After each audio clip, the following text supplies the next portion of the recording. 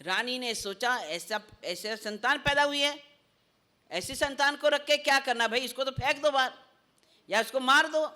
पर मारना नहीं, मारने से तो इसने भी ऐसा कोई कर्म किया है, इसलिए इसी रूप में बने। ये जीव हिंसा का पाप मैं लेना नहीं चाहती, मैं दासी के साथ इसको क्या कर दूं, कूड़े कचरे के ढेरे में डाल दूं, ताकि ये जीव हिंसा का पाप मुझे नहीं मिलेगा, उसके कर्म की सजा उसको मिलती जाएगी। और जैसे ही दासी गुप्त रूप में उसको छुपा करके लेके जा रही थी, संयोग से राजा सामने मिल गए।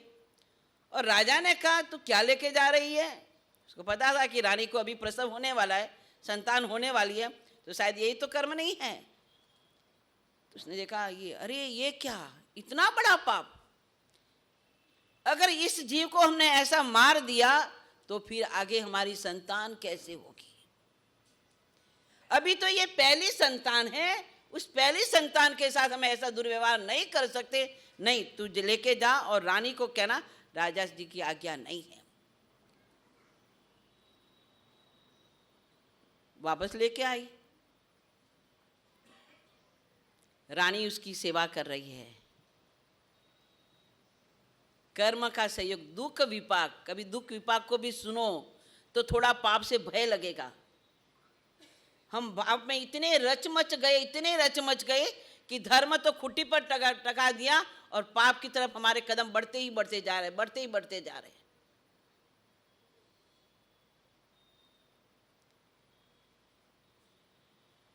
उसके शरीर में से इतनी दुर्गंध आ रही है कि उसकी दुर्गंध को कोई सहन भी नहीं कर सकता। रानी ने उसको एक तलघर में रख दिया और जब भी उसके पास जाती 8 पट वाला रुमाल बांध करके, मुंह पूरा ढक करके, एक राब बना करके लेके जाती और उसके शरीर पर डालती है, वो पी जाता। संयोग से एक बार परमात्मा महावीर गौतम स्वामी गोचरी के निकले होंगे और उसने ऐसे एक व्यक्ति को देखा जो बड़ा दुखी था, वेदना से तड़प रहा था। और उसने जाकर के, गौतम स्वामी ने जाकर के परमात्मा से कहा, प्रभु मैंने एक ऐसे व्यक्ति को देखा है जो असह्य, जिसके शरीर में वेदना है प्रभु, तो इससे भी ज्यादा दुखी कोई प्राणी है क्या इस दुनिया में? तो परमात्मा महावीर ने कहा, इसी नगर के राजा है, उसकी रानी का नाम है मृगावती, उस मृगावती के पुत्र का जूझा दर्शन करके आ जा। परमात्मा के आज्ञाकारी शिष्य और गौतम स्वामी आ गए, मृगा रानी के महलों में आ गए, अंतपुर में आए और रानी से कहने लगे, मेरे तेरा जो पुत्र हुआ है उनको मुझे देखना है। रानी दूसरे पुत्रों को दिखाने लगी, ये नहीं, जो तेरा पहला पुत्र है ना, सबसे बड़ा पुत्र है, उसको देखना है। गुरुदेव आप वहां जा नहीं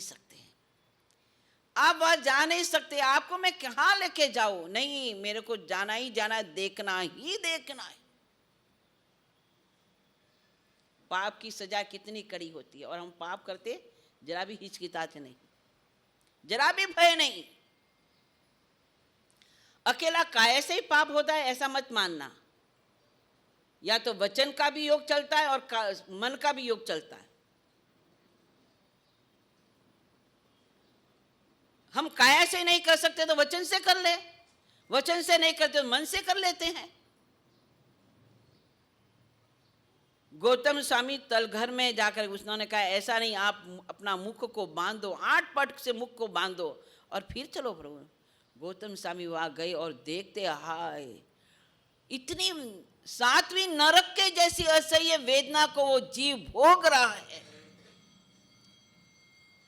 है मनुष्य जीवन में, है राजा के घर में, है रानी उसकी सेवा में, फिर भी वो वेदना उसकी रानी ले रही है क्या?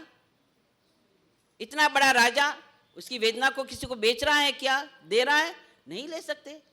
राजा है तो क्या हुआ, रानी का बेटा है तो क्या हुआ, कर्म तो उसके है ना, कर्म तो उसने किए है ना, उसके कर्म की सजा तो उसको ही भोगनी है। समझ लेना, हम किसी के सहारे अपना जीवन जीना चाहते हैं ना, कि क्या वो मेरी रक्षा कर लेगा, ये मेरे को बचा लेगा, नहीं, ये भूल जाना दिमाग में से कि वो मेरी रक्षा करेगा, वो मेरे बचाएगा। क्या हुआ? चलता है ना, बाप दादा के नाम पर हम चलते रहेंगे, हमारी वहाँ रक्षा हो जाएगी? नहीं होगी। तुम्हारे कर्म तुमको ही भोगना पड़ेगा, वहाँ कोई नहीं बचा सकता। राजा है जिनके साथ सैकड़ों सेवा करने वाले सेवक हैं, महारानी है, पटरानी के रूप में है, फिर भी उसकी वेदना तो वही भोग रहा है। गौतम स्वामी वहां से गए, प्रभु को पूछा, प्रभु इस जीव का आगे क्या होगा? परमात्मा ने कहा, यहां से निकल करके वो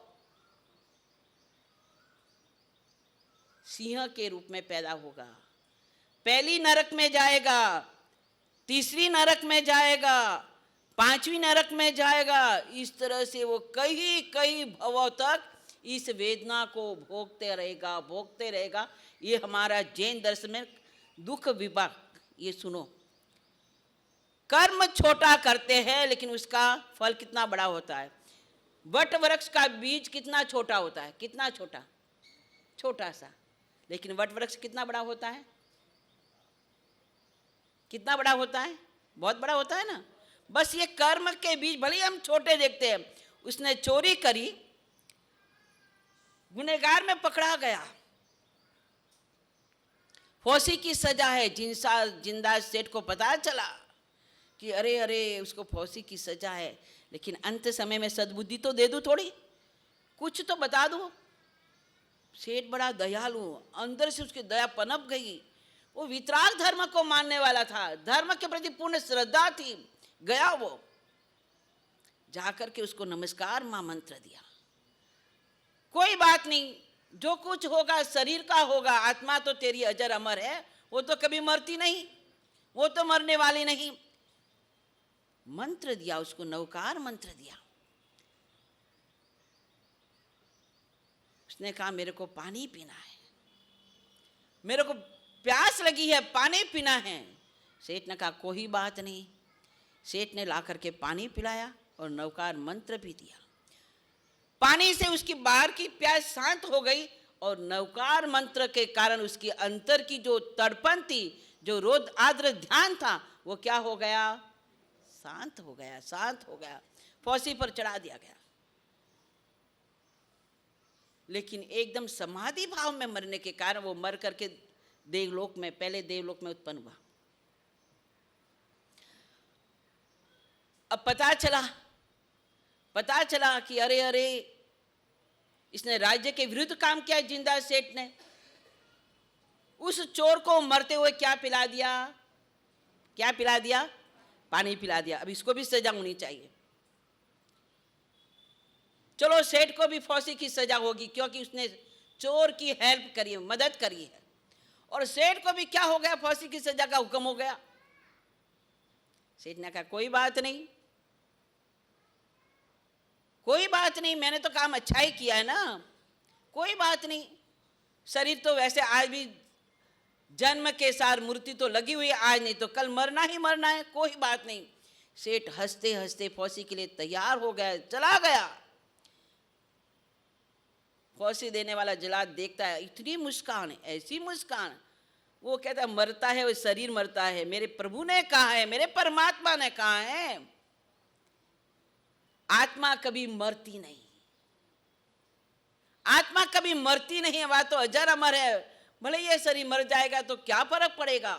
परमात्मा के प्रति, नवकार मंत्र के प्रति अटूट श्रद्धा, अटूट श्रद्धा। मेरे परमात्मा के वचन है, मेरे परमात्मा ने कहा है, उसी भाव जैसे ही वो फांसी पर चढ़ता है उसका फंदा टूट जाता है।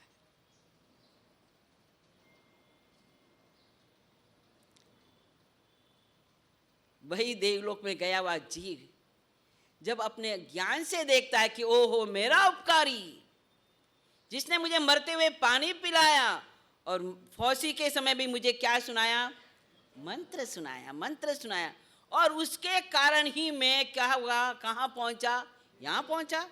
नहीं तो मैं तो मर करके कहा जाता, या तो तिरंच या नरक गति में जाता।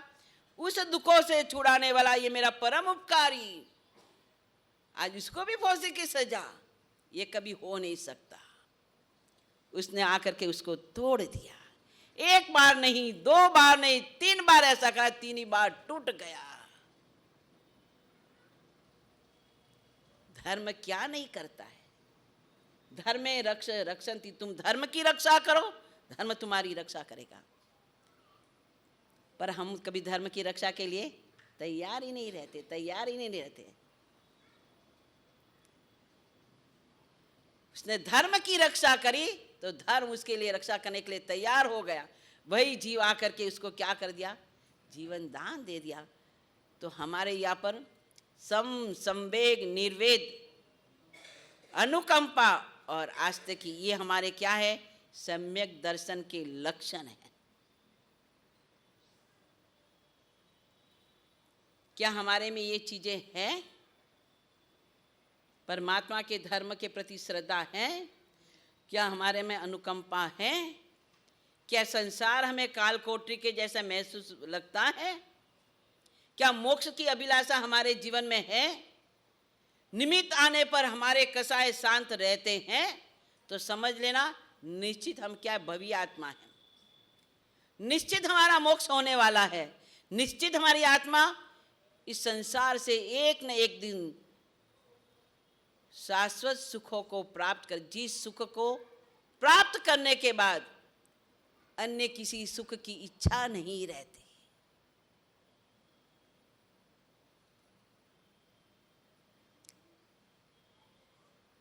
अमृत भोजन करने के बाद अगर कोई व्यक्ति को अमृत भोजन करा दिया जाए, फिर क्या वो दूसरा भोजन करना चाहेगा? नहीं करेगा।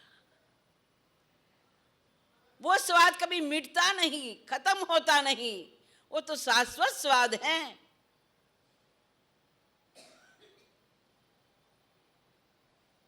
समय अपना हो गया।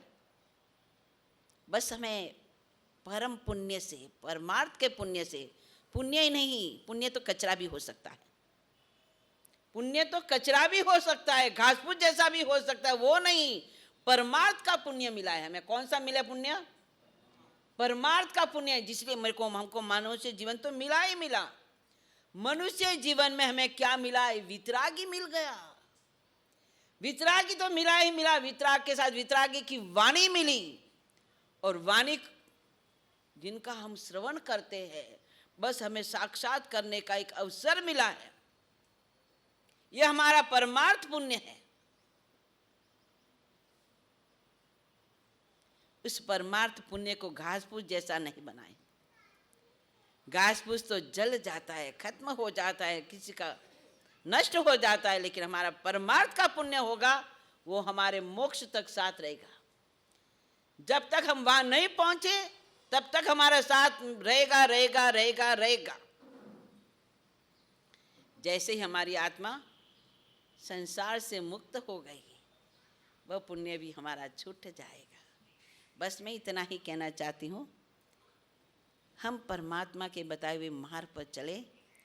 परमात्मा ने जो हमारे सम्यक्त्व के लक्षण बताए, उनको हम जीवन में अपनाएं, तभी हमारी आत्मा सचमुच में भवी बन करके परम सुख को प्राप्त कर सकेगी। इतना ही कह करके विराम लेती हूँ।